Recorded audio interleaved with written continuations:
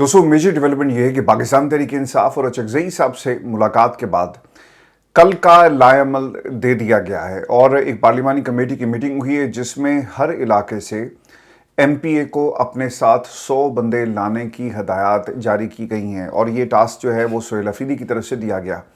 इससे पहले अचकजई साहब ने पाकिस्तान की हुकूमत और इस्टेब्लिशमेंट को मुखातिब करते हुए ये वार्निंग जारी की थी कि आपके पास सिर्फ दो ऑप्शंस हैं। वो दो ऑप्शंस क्या थे कि इमरान खान को जेल से निकालकर अलशिफा मुंतकिल किया जाए और फिर उनकी मर्जी का इलाज और ख़ानदान के लोगों की मुलाकात करवाई जाए, और ये एक बुनियादी हक है जो किसी भी कैदी को दिया जाए। लेकिन पाकिस्तान की इस्टेब्लिशमेंट और हुकूमत ने जानबूझकर पिछले 6 महीनों से इमरान खान को जेल में कैद तन्हाई में रखा, एक नफसियाती हमला किया जा रहा है, टॉर्चर किया जा रहा है और इमरान खान पिछले 6 माह से ये जुल्म बर्दाश्त कर रहे हैं। पाकिस्तान के अंदर तहरीक इंसाफ के हवाले से ये बार बार ये तनकीद हो रही थी कि लाएअमल क्यों नहीं दिया जाता। एक ईद गई, दूसरी आ गई, लेकिन आपका लाएअमल नहीं आया। लेकिन दोस्तों पिछले कुछ दिनों के अंदर जब से 28वीं तरमीम का मामला सर उठा रहा है, पाकिस्तान पीपल्स पार्टी और पीटीआई आपको एक पेज पर नजर आ रही है। आज अपोजिशन, गवर्नर केपीके और सुहेल अफरीदी साहब ने मिलकर बैठकर एक प्रेस कॉन्फ्रेंस की है। 28वीं तरमीम से इसका क्या ताल्लुक है ये मैं आपको आगे चलकर बताऊंगा, लेकिन जो अहम फैसले किए गए हैं इस पार्लिमानी कमेटी के इजलास के अंदर और क्या कहा गया और कल क्या होने जा रहा है। पहली चीज़, वजारतों की तकसीम पर बहस हुई है जी, और वहाँ पर लोग जो मौजूद थे, जिन जिन इलाकों के एमपीएस को फैसिलिटेट नहीं किया गया तो अरकान असम्बली ने उस पर गिला किया। देखिए, जब आप अपने लोगों को फैसिलिटेट नहीं करते ना, तो फिर ये एक नेचुरल सा फिनोमेना है। लोग इसके ऊपर तनकीद करेंगे। खान साहब के दौर में भी होता रहा, जब वजारतें नहीं मिली तो उन्होंने जाकर पाकिस्तान की इस्टेब्लिशमेंट को मुखबरियाँ करना शुरू कर दी और फिर जमात को अंदर ही अंदर से वो कमज़ोर कर रहे थे। उसमें बहुत सारी एग्जाम्पल्स आपको मिलेंगी।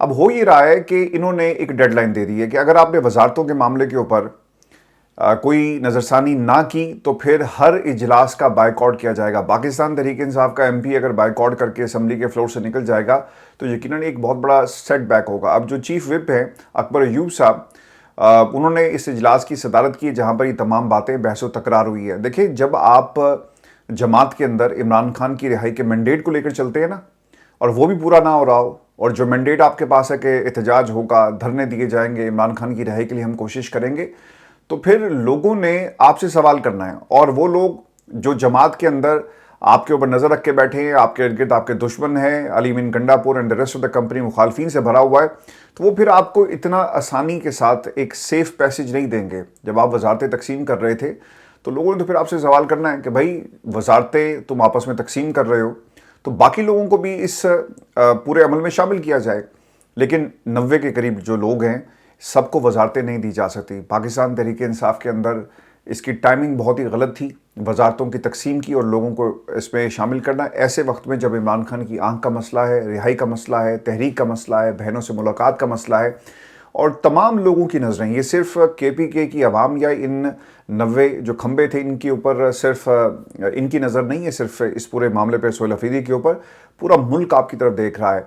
और इसकी टाइमिंग बहुत गलत थी जब आपने काबीना के अंदर तोसी कर दी, और सवाल होगा। और दोस्तों दूसरी तरफ अचकजई फैक्टर बहुत ही इंपॉर्टेंट है। 3 दिन पहले पाकिस्तान तहरीक इंसाफ और अचकजई साहब की तरफ से एक वार्निंग जारी की गई थी कि हम पीर तक आपको वक्त दे रहे हैं, और अगर इमरान खान की रिहाई और सेहत के मामलात को और मुलाकात का जो सिलसिला है वो दोबारा से शुरू ना किया गया तो फिर एक वार्निंग और उसके बाद एक लाइन ऑफ एक्शन होगा और फिर आपने हमसे गिला नहीं करना। आज इनकी बैठक हुई है जिसमें सलमान अकरम राजा थे, लतीफ़ खोसा थे, बाबर अवान हैं, इसके अलावा हामिद खान, खालिद यूसुफ, असद कैसर, बैरिस्टर अली ज़फ़र हैं, लतीफ़ खोसा, ये वो तमाम लोग, अखुनज़ादा भी इसमें शामिल थे। उन्होंने अचकजई साहब को ब्रीफ किया इमरान खान के केसेस के हवाले से।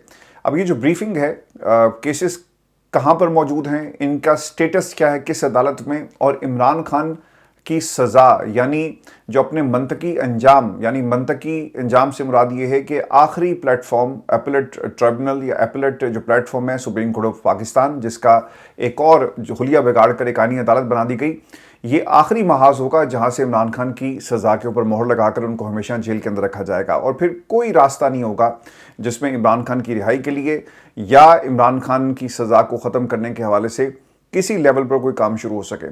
देखिए यही मौका है आप लोगों के पास कि आप प्रेशर डालें। पाकिस्तान की इस्टेब्लिशमेंट इस वक्त अंडर प्रेशर है, हुकूमत अंडर प्रेशर है। ऐसे वक्त में जब वो 28वीं तरमीम करवाना चाहते हैं बाय हुक और बाय क्रुक, कोई भी तरीका हो इन्होंने ये करवानी है, ये वक्त आपने ज़ाया नहीं करना। इसीलिए अजगज़ई साहब का ये जो फैक्टर मैं कह रहा हूँ बहुत इंपॉर्टेंट है। अगर ये कर गए तो यकीनन मुल्क को 28वीं तरमीम से ही बचाएंगे और इमरान खान के लिए एक रास्ता भी निकल सकता है। दोस्तों तमाम वकला सर जोड़ के बैठे हुए हैं, ब्रीफ किया गया और कानूनी मुशावरत की गई है। लेकिन कल का दिन इंपॉर्टेंट ये है, अचकज़ई साहब ने जो वार्निंग दी थी और कल की मुलाकात यकीनन नहीं करवाई जाएगी। उसके बाद क्या होगा? क्या मैदान लगेगा, सड़कों को गर्म किया जाएगा और पाकिस्तान तहरीक इंसाफ इस हवाले से क्या करती है?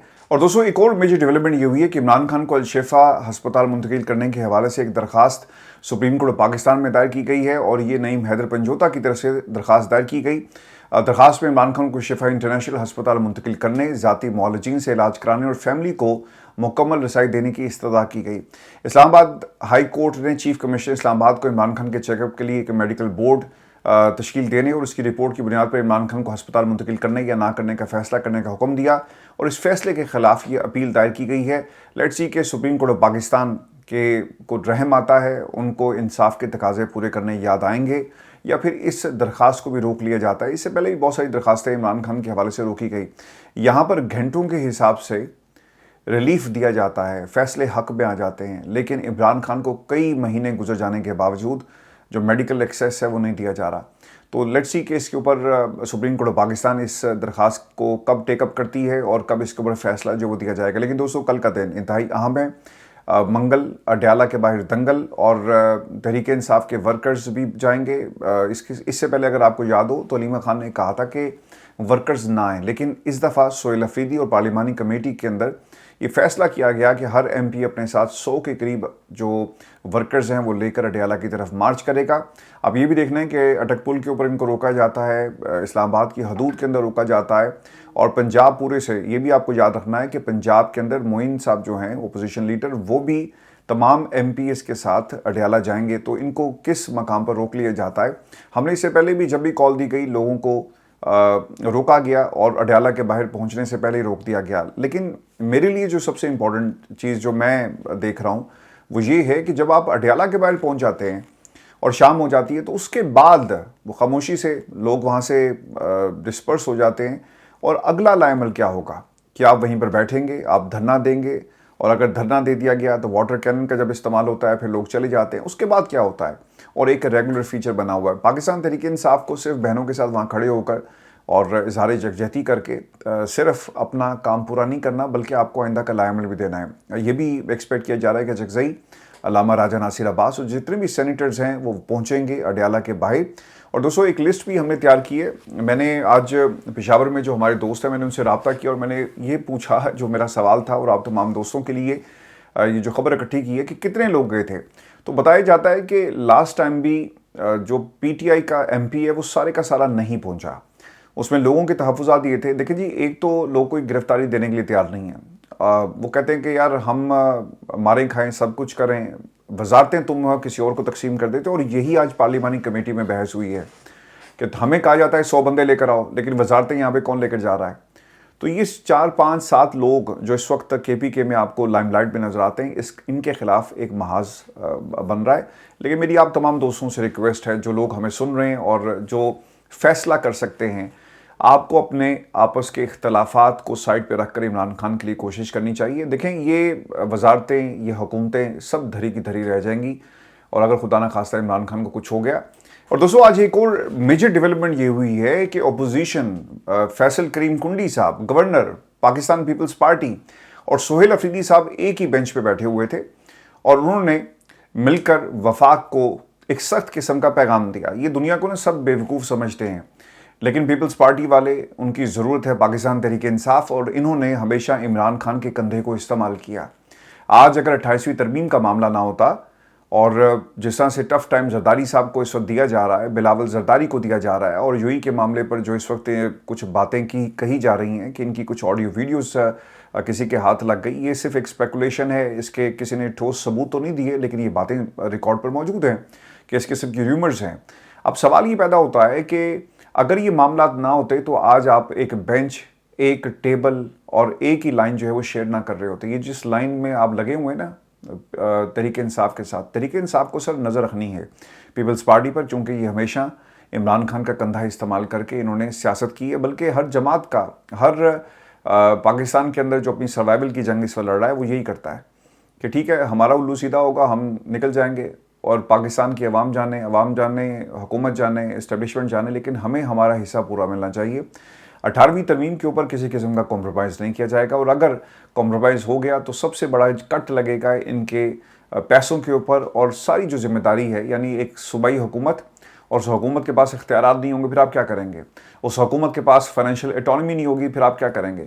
तो जरदारी साहब कभी भी कोशिश उनकी पूरी है कि अगर तो बिलावल को प्राइम मिनिस्टर बनाते हैं तो ठीक है, अदरवाइज़ वो किसी सूरत भी 18वीं तरमीम के ऊपर कोई कॉम्प्रोमाइज़ नहीं करेंगे। लेकिन पाकिस्तान की इस्टेब्लिशमेंट ने इससे पहले भी करके दिखाया, वो दोबारा करेगी। नैब के केसेस और जितनी करप्शन आपको सिंध में मिलेगी आपको शायद पूरे पाकिस्तान में ना मिले, और इस करप्शन को फाइल्स के अंदर इसलिए महफूज किया जाता है कि बवक्त ज़रूरत इसको इस्तेमाल किया जाए, और वो इस्तेमाल होने का वक्त हुआ जाता है।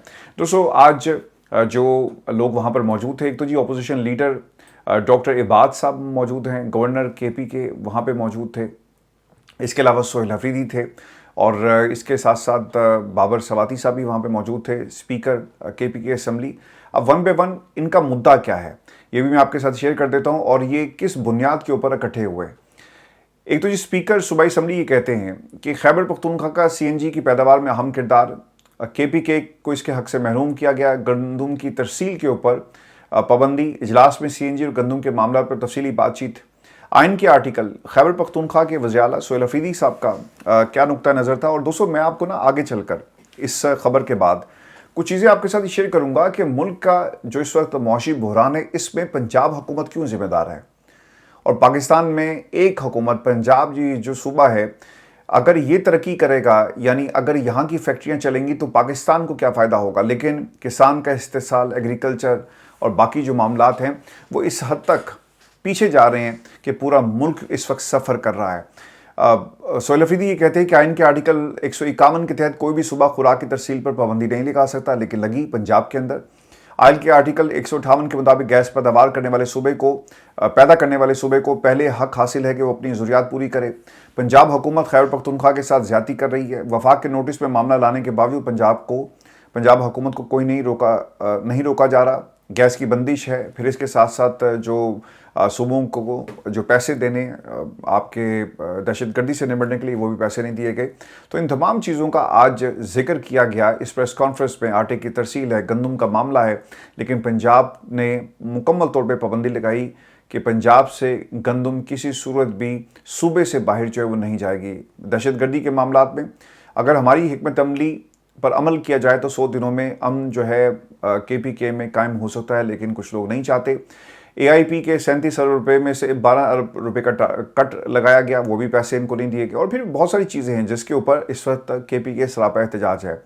अब गवर्नर साहब की बात सुने। आज इस मसले पर हुकूमत और अपोजिशन दोनों एक साथ इनको बिठाया गया।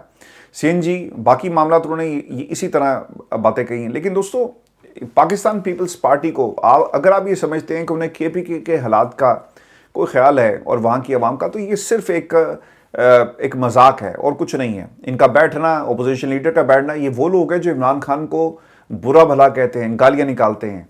ये वो लोग हैं जो पाकिस्तान तहरीक इंसाफ को ख़त्म करने के रास्ते पे चल निकले थे PDM के दौर में। आज ये इमरान खान के किसान सके हो गए। बहुत ही अच्छा होता कि आज इसी प्लेटफॉर्म के ऊपर बात की जाती कि इमरान खान को रिहा करो, इमरान खान बाहर आएगा। बहुत ही अच्छा हो कि जब 100 लोग इकट्ठे करके आप अडयाला के बाहर जाएंगे, उसमें अपोजिशन भी जाए KPK की कि हाँ मुल्क में इमरान खान के साथ जुल्म हो रहा है। यार रिहाई की बात नहीं करनी, अदालतें देखेंगी। चलो कम से कम ये तो कह सकते हो ना कि इमरान खान की सेहत के मामलात को टेकअप किया जाए, इमरान खान को अल-शिफा अस्पताल मुंतकिल किया जाए, ये तो कहा जा सकता है। इस मामले पर तो सुली मौक़िफ़ दिया जा सकता है, लेकिन ये बेशर्म ये भी मौक़िफ़ नहीं अपनाएंगे, क्योंकि इस वक्त जरदारी साहब जो है मुश्किल में हैं और बिलावल साहब भी मुश्किल में हैं। लेकिन जरदारी साहब एग्रेसिव हो गए हैं, और ये जो साहब फैसल करीम कुंडली साहब हैं, अगर आप ये समझते हैं कि ये अपनी मर्जी से या इनका कोई ज़मीर जाग गया, दोस्तों इतनी चीज़ें सिंपल नहीं है। आपको याद होगा, मैं आपको एग्जांपल दे देता हूँ। जब हल्फ का मामला था तो बिलावल ने क्या कहा था, पैगाम किसी और को पहुंचाना था ना कि भाई हम ये भी कर सकते हैं, और कहा कि मेरे हिसाब से तो गवर्नर साहब को इस वक्त केपीके में होना चाहिए और वो पहुंच गए हल्फ लेने के लिए। तो पाकिस्तान तहरीक इंसाफ ने जो अपने कार्ड्स हैं बड़ी स्मार्टली प्ले किए हैं और बहुत ही अच्छा हो जो बंद कमरों में बात हो रही है। मैं तो इस पर शाबाशी दूंगा सोहेल अफरीदी को, रेस्ट ऑफ द कंपनी। चलें, कम से कम प्रेशर बन रहा है, लेकिन आपने इस्तेमाल नहीं होना, ख्याल करना है। और जब तक ये प्रेशर आप इस प्लेटफॉर्म को इस्तेमाल कर सकते हैं, आप करें, सियासत करें, खुल के सियासत करें। अगर आपके साथ इमरान खान की सेहत पे सियासत हो रही है तो आप इससे कई गुना ज़्यादा सियासत करें। और अगर पीपल्स पार्टी आपके पास आई है, सपोर्ट चाहती है, तो आप भी उन्हें कहें कि भाई एक बयान दे दो। एक और बात, आज मेरी पेशावर में ना काफ़ी लोगों से बात हुई इसी मौजू के ऊपर, और ख़बर मैं इकट्ठी कर रहा था कि चल क्या रहा है। पार्लिमानी कमेटी की खबर भी वहीं से मैं आप तमाम दोस्तों के लिए लेकर आया हूँ कि जहाँ पर वजारतों के ऊपर एक डेडलॉक पाया जाता है और लोग आने वाले कुछ दिनों के अंदर इसके ऊपर एहतजाज भी करेंगे। वहाँ पर एक सवाल ये था कि भाई अगर ये गवर्नर साहब जो हैं वो इन एक्शन आए हैं तो ये शायद उन्होंने सूबे के लिए किया। मेरा उस पर आर्गूमेंट ये है कि सेकंड टियर लीडरशिप के जरिए ही पैगाम दिया जाता है। अगर फर्स्ट टियर आ जाए या मेन की आदत आ जाए फिर तो कहानी ख़त्म होगी ना। अगर जरदारी साहब जो हैं वो जाकर सोहेल अफरीदी के साथ या पीपल्स पीटीआई के वफ्द के साथ बैठ जाएं फिर तो कहानी ख़त्म हो गई, फिर तो पता चल जाएगा कि जनाब क्या हो रहा है। तो ये सिग्नलिंग की जाती है, पैगाम दिया जाता है कि तुमने 28वीं तरमीम पर देखो हमारे साथ क्या किया, हम तुम्हारा हर सूबे में जीना महाल कर देंगे। अगर दोस्तों आप ये समझते हैं कि पाकिस्तान तहरीक इंसाफ पीपल्स पार्टी के हालात जो हैं बिल्कुल ठीक हैं, ऐसा नहीं है। इस्टेब्लिशमेंट के हालात भी ख़राब हो रहे हैं, नून लीग के भी हालात ख़राब हो रहे हैं। और कब तक आपने 2 इदारे बनाए कि मुल्क के अंदर इन्वेस्टमेंट आएगी। डायरेक्ट इन्वेस्टमेंट जो आनी थी वो तो दूर की बात है, जो यहाँ पे इन्वेस्टमेंट हो रही थी लोगों ने वो भी निकाल कर बाहर लेकर चले गए। दोस्तों मैंने शुरू में आपको एक बात कही थी कि ये जो पंजाब है और पंजाब की कारकर्दगी क्यों इंपॉर्टेंट है। देखें पाकिस्तान में ये फिगर्स हमारी टीम ने कुछ मैंने पुल आउट किए और कुछ ग्राफिक्स हमने आपके लिए तैयार किए, इनको ज़रा गौर से देखें कि मुल्क के अंदर estimated province wise contribution Pakistan economy, मुल्क की मीशत के अंदर सूबे अपनी कॉन्ट्रीब्यूशन क्या कर रहे हैं। पंजाब ने 54 to 60% जो कॉन्ट्रीब्यूशन जीडीपी के अंदर है इसकी, कितनी 54 to 60%। किस बेसिस पे? एग्रीकल्चर, इंडस्ट्री, मैन्युफैक्चरिंग, सर्विसेज, ठीक है। और हर शोबे का बेड़ा गर्क हो गया। यानी जिस मुल्क के 60% ज़रूरियात जीडीपी की जो खपत है वो एक सुबह पूरी कर रहा है, वहाँ पे क्या है? वहाँ पे बिजली नहीं है, वहाँ पे आपको कारोबार आपका शाम को बंद कर दिया जाता है। अगर 8 बजे कारोबार बंद हो जाएगा तो कारोबार कैसे लोग करेंगे? घर का खर्चा कैसे पूरा होगा? मुल्क चलाना तो बहुत दूर की बात है, यहाँ पे घर नहीं चल रहे। जब पैसे की रेल पेल होती है, कारोबार हो रहा हो, दुकानें खुली हों, मार्केट्स में लोग जो है वो पैसे को सर्कुलेट कर रहे हों और चीज़ें खरीद रहे हों, तभी आपकी इकोनॉमी चलेगी ना। तो जिस सूबे के अंदर शाम को दुकानें बंद हो जाती हैं, अब इन्होंने कोई हुक्म जारी किया कि जनाब बादशाह सलामत और मलका अली की तरफ से एक हुक्म जारी हुआ कि इसको बढ़ा दिया जाए। ये दरबार नहीं है, ये आपकी सल्तनत नहीं है, ये पाकिस्तान है। या तो आप इसको डेमोक्रेसी का ये जो लबादा आप लोगों ने उड़ा हुआ है इसको आप फेंक दें और फिर हमें अपने महंगे कपड़े भी दिखाएं, महंगी घड़ियां भी दिखाएं। आज सवाल ये हो रहा है कि मैडम जो हैं वो बाकू करने क्या गई और इस दौरे का पंजाब की आवाम को क्या फ़ायदा होगा? सवाल है ना, कोई फ़ायदा नहीं होगा। तो 50 से 60% जो सूबा रिस्पॉन्सिबल है वो क्या कर रहा है? यहाँ पे बिजली नहीं, यहाँ के इकोनॉमी तबाह हो गई, यहाँ की इंडस्ट्री तबाह हो गई। और दोस्तों पंजाब में, लाहौर जैसे शहर में बिजली के हालात ये हैं कि जो बच्चे ऑनलाइन काम करते हैं वो परेशान हैं, क्या करें? और बिजली नहीं है, इंटरनेट नहीं है। तो पंजाब में 54 to 60% किसान आपको बदुआएं दे रहा है। आप कहते हैं जी कि इस दफ़ा गंदम की फसल कम होगी। कभी जानने की कोशिश की है कि ये शॉर्टफॉल क्यों हो रहा है? किसान ने फैसला कर लिया कि यार दफ़ा करो, गंदम इतना जहेज़ बच्चियों के बेचकर, अपनी ज़मीन को गिरवी रखकर, ट्रैक्टर किराए पर लेकर और जो बाकी जो खाद है और दीगर चीज़ें, आप कॉस्ट ही पूरी नहीं करते। और इसलिए नहीं आप अपना खून पसीना एक फसल में डालते कि इस सारे पैसे को आपने मिल वालों के हवाले कर देना है। मिल वाले क्या करते हैं जी? अपना ही रेट निकालते हैं और फिर आटा आपको महंगा मिलेगा लेकिन गंदम वो सस्ती खरीदेंगे। यानी चेक एंड बैलेंस नहीं है। आप इनके खुरे लगाएं, चेक करें, हर मिल का कोई ना कोई पीछे सियासतदान जो है मालिक निकलेगा। पाकिस्तान के अंदर अगर आप कह रहे हैं ना 25 साल की उम्र में किसी को सियासत की इजाज़त नहीं होनी चाहिए, ये भी कानून लेकर आओ कि मुल्क के अंदर जिस खानदान में सियासतदान होंगे वहाँ पर कारोबार करने की इजाज़त नहीं होगी। मैं तो बहुत पहले से आप लोगों को ये कह रहा हूँ कि ये करते क्या है? सब्सिडी अपने मामला ठीक करने के लिए। अब आ जाते हैं सिंध के अंदर 23 से 30%। कराची फाइनेंस है, पोर्ट्स है, इंडस्ट्री एंड ट्रेड है, ठीक है। पर 23 से 30% मुल्क की इकॉनमी को सहारा सिंध ने दिया हुआ है, वहाँ भी हालात आपके सामने हैं। खैबर पख्तूनख्वा 10 से 13% रेमिटेंसीज है, हाइड्रो पावर है, माइनिंग है, एग्रीकल्चर, और 10 से 13% ये मुल्क की इकॉनमी में कंट्रीब्यूट कर रहे हैं। बलूचिस्तान 2 से 3% है, गैस है, मिनरल्स हैं, लाइफ स्टॉक है, गवादर पोटेंशियल है। और फिर Islamabad capital territory and AJK 2 to 4% combined government है, सर्विसेज है और टूरिज्म। ये इससे बहुत ज़्यादा बढ़ सकता है, लेकिन हमने कभी सोचा ही नहीं है। दोस्तों, जिस मुल्क के अंदर जेट फ्यूल 111 रुपये आप सस्ता कर दें, और दूसरी तरफ जो कीमत है जहाज़ों में इस्तेमाल होने वाले ईंधन की कीमत 330 रुपये, जबकि जो लाइट डीजल ऑयल की नई कीमत 273 रुपये, ठीक है, और जो पाकिस्तान में जो तेल की कीमत है वो 415-16 पे चला गया। तो पाकिस्तान के अंदर जिस मुल्क में ये सब कुछ होगा, अब वहाँ पे तरक्की तो नहीं हो सकती। मोटरसाइकिल में जो पेट्रोल डल रहा है वो महंगा है, लेकिन जहाज़ में जो तेल डल रहा है वो सस्ता है, और चूंकि जहाज़ आपका उड़ना है। इसमें ना कुछ लोगों ने ये भी कहा कि आरिफ हबीब साहब की जो कंपनी और जो PAE को आपने लिया, तो उस तनाजुर में भी शायद ये काम किया गया कि भाई जहाज़ तो हमारा ही है ना, तो उनकी रिक्वेस्ट के ऊपर सारा काम किया गया। लेकिन ये एक क्वेश्चन मौजूद था कि आप पाकिस्तान की आवाम को भी ये रिलीफ दे सकते हैं, लेकिन अब तो खबर ये भी आ रही है कि इन्होंने जो टैक्स है जनरल से GST, जो जनरल सेल टैक्स होता है, इसमें भी मज़ीद इजाफा करने की बात की जा रही है। हर किस्म की सब्सिडी को साइड पे कर दिया जाएगा। दोस्तों, पाकिस्तान के बारे में आम आदमी ने अपने हालात को बदलने के हवाले से जब सोचना शुरू किया, और जो भी कंट्रीब्यूट करता है नेशनल इकॉनमी में और हुकूमत के ऊपर जो प्रेशर है उसको रिलीज़ कैसे करना है, जब कोशिशें शुरू हो जाती हैं, तो दूसरी तरफ से हुकूमत आपके खिलाफ ही पॉलिसीज़ बनाती है। दोस्तों, इन लोगों ने आम आदमी को रिलीफ क्या देना था? गरीब आदमी ने अपने हालात और अपनी बिजली और अपने पाँव पे खड़े होने की जब बात की, तो इन्होंने उस गरीब से वो सोलर भी छीन लिया। वहाँ पर भी बहुत सारे नए कवानीन और नई नई चीज़ें वो लेकर आ रहे हैं।